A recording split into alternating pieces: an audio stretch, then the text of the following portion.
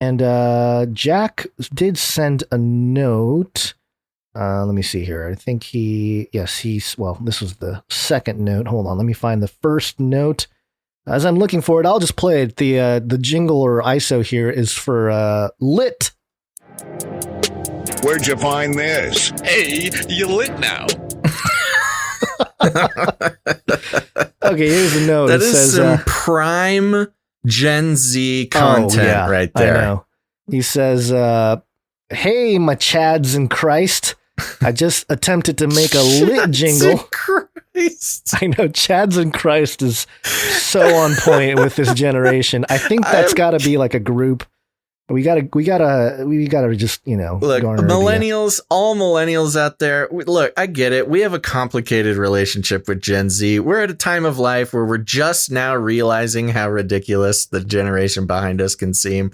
But you have got to give these Gen Zs some credit. They have got some crazy stuff going on, and I appreciate it very much.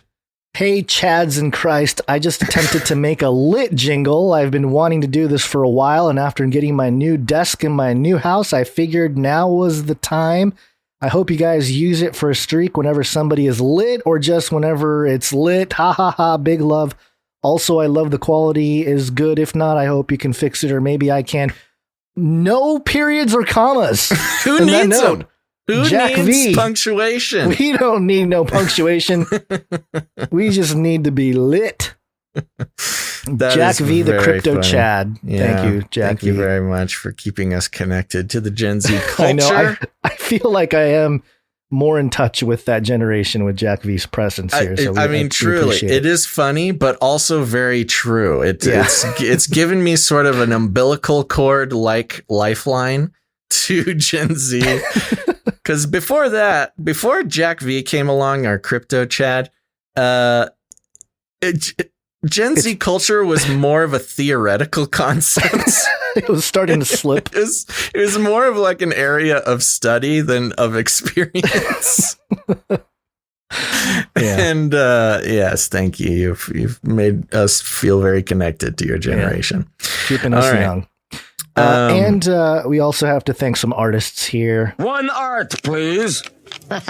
And the first one is by producer Ali. One art, please. One art, please. Another one from Ali. Now here it is. And the note here to describe the artwork here, it says, today's drawing was inspired by your conversation about how Dr. Do As You're Told and Governor Cuomo had somehow become sex symbols, but poor Billy Gates of hell had not. As you can see, he is very sad about this. Perhaps he should use some of his vast, seemingly endless resources to buy a gym and a trainer and someone to work out for him.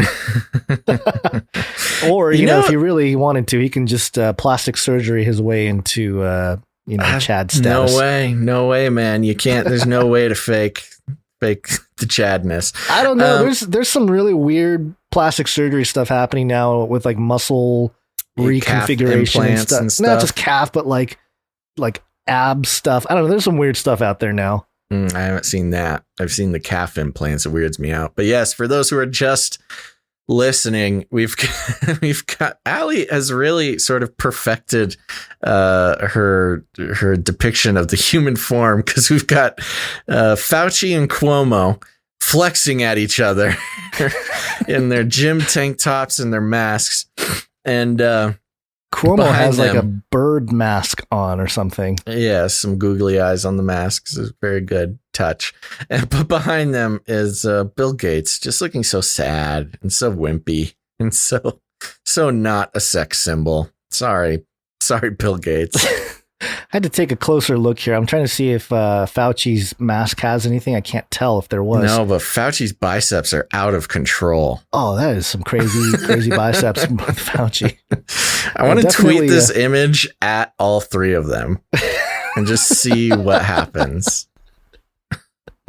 Oh yeah, Ali missed the nipple rings on Cuomo. Maybe it's there. We just can't see it. Yeah, because he's wearing a dark shirt. He had to wear a dark shirt for that. And the other thing, I couldn't tell. I guess it's not. I thought Gates had earrings or an earring, but I guess that's just his hair. Yeah, it's just his hair, man. He's just doing his he's just thing. sad. Okay. You know, it is weird that Bill Gates, especially recent pictures referenced, is really not doing great. You know, billionaires. One thing about billionaires, man, is they're always pretty ripped or pretty slender, at least. Yeah, you got time to work out. You got time, you got money. I mean, any possible resource, any possible excuse that you would have is, you don't out anymore. The window. I mean, I guess he's old, but he's not older Who than cares? Fauci. Fauci No. and Cuomo and Gates, they're all the same age. So, yeah, Gates, what are you doing, buddy? Come on, man. You can't let these other guys take all the attention. Yeah, Bill Gates, 65 Well, now years that he's old. single, who knows? Oh, yeah, he might come back and... He might come back, comes back more ripped. ripped than anyone. All Oh, right. boy. All right. Thank you you, very Allie. much, Allie. That's Gazel and Bonds in the chat, everybody. Thank you very much, producer Allie. Next up, we have producer Dove coming in with Dove. How does he nail it every single time? It is I don't know. crazy. This is a masterpiece from producer Dove here. And let's see. Do we have a note to go along We do. with this? Okay. Yeah, it read the says note here- first. Got the idea for this one last week after hearing about Bibi calling Biden multiple times during the day and blowing up the Pfizer CEO's phone like 33 times. Yeah. I was picturing Bibi as a jealous high school girlfriend ringing her crush's phone off the hook and thought I'd bring that weird vision to life. Hope you enjoy it. Keep doing what you do, and I'll keep praying for yins. And that's exactly what it is. It's Exactly Bibi. what it is. For a little bit of context, if you are sort of new to the show or following along, Bibi Netanyahu, of course, is the leader of Israel and is notorious for calling way too much. He called the CEO of Pfizer 33 times in a row one day to try to get vaccines, his vaccine order placed. He called Biden like a dozen times one day trying to get the Israel-Gaza conflict settled. So he's famous for really just being an obsessive sort of ex-girlfriend type. And this photo does it perfectly. We got Bibi Netanyahu laying on his belly on his pink comforter there with this pink corded telephone, which is a nice touch. Sometimes iPhones can be hard for guys like him. And he's wearing his pink heart pajama bottoms. In the background, he's got his pink fuzzy lampshade in his bedroom and a photo, just a beautiful photo of Joe Biden in his ultra patriotic sort of form in front of a waving American flag. And on the picture that is framed, by the way, are two lipstick prints from Bibi. And of course, no Dove piece would be complete without the Easter egg referencing back to something else. And he's got the tardigrade movie poster in the back, the First Blood Rambo Movie tardigrade. poster, yeah.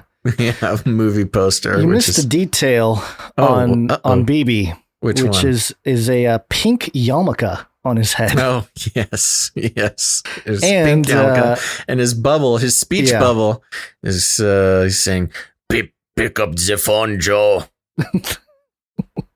That's what he sounds like, right? He's something like that. Sure. He's got kind of that low, raspy Kissinger. He's got a really voice. low voice. He's got a low kind of rumble. phone, Joe. Yeah. I've called you 33 times today. There you go. Thanks. All right. Masterpiece. Thank you very much, producer Dove. Thank you, producer Dove. And lastly, we have producer Jay Vela coming in with a Dark Winter. He's our Ooh, Denver dark. Airport muralist. And it's always better when you try to describe what's happening here. Okay, we've got our thank you very much, Jay Vela, with our for today's Denver Airport mural. It's the Dark Winter, baby. Up in the top left, it says "Ice, Ice, Baby," and we've got the country of Texas, the state of Texas, outlined with some planes flying either up and out of it or over it, leaving some just splendid chemtrails. Down below that, we've got what is it? Let me zoom in here. worth more than weight in gold. Invest. And it's a furnace, like a fireplace. What is that? Is that wood in there? I think it's wood. Yeah, of course. Oh, it's Texas, of course. It's the dark winter. Yeah. There's no electricity during the dark winter in Texas. We've got a building that is on fire, but we've got some people huddling up next to it to stay warm. That's nice. Down at the bottom, we've got a man peeing off of a cliff onto some blue boxes. What are those? Is that some sort of... I think that's the blockchain. That's my guess. That's 3 pretty boxes. Blocks. That is kind of the symbol for blockchain. Yeah, that could be it. And to the right of him, we've got some wind turbines there. Famous. They love wind turbines in Texas. But of course, it would not be complete without, in the bottom right-hand corner, we've got the hooded gas mask figures ushering a poor young man into a barred cell. Says free shelter, free food, free Wi-Fi, free vax. Ooh, they're going to fall for it, I think. Up above that, again, we've got a little bonfire here. Some Texans huddled around trying to stay warm. Somebody is in their bed sleeping there, again, next to the fire. And it says blackouts. And there you go. That is the dark winter. First annual. That's okay. There's a little touch I forgot. It's the first annual dark winter, suggesting that Texas needs to prepare themselves because this is not a one-time event. Not until you federalize that energy grid, Texas. Yep. There you go. Appreciate that, Jay Vela, and appreciate all the producers out there with your various talents, your time, your treasure. And there you go. Well, we have a review to go over, or a couple of reviews, correct? Yep. We've got a couple of reviews and then just some fun charts as well. We'll check in with the charts. Let me just reload this page just in case anything else comes in.